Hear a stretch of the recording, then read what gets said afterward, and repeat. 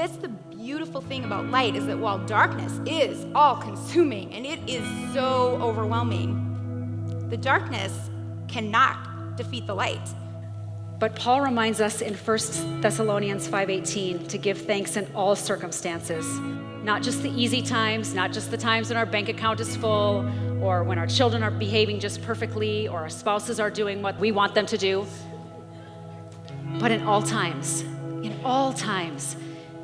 on the times when we get that cancer diagnosis, or we're dealing with addiction, or we have a wayward son, those times too.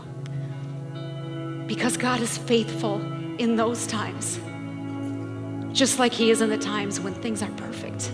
Because you see, walking in purity isn't something that I could just decide to do once I knew Jesus. I mean, I could give you a list of rules today, girls. Okay, follow these rules and you'll live a pure life. But that doesn't help. Walking in purity happens as we experience the transforming work of God, who loves us so much that he will do whatever it takes.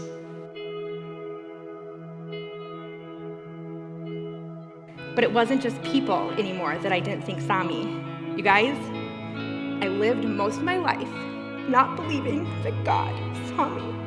And I'm crying because I know I'm not the only one who doesn't know that God sees you.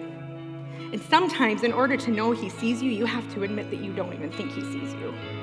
I realized I had never had my focus on God and God alone. And that is why I had felt unseen. I think if we asked people, how many of you believe in Jesus? Let's just go out into a mall, random people.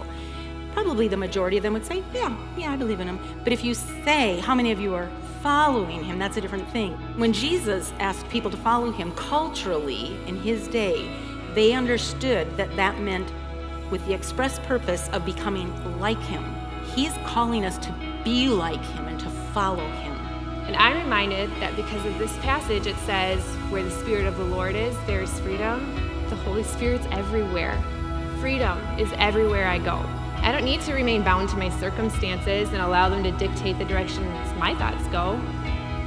And neither do you.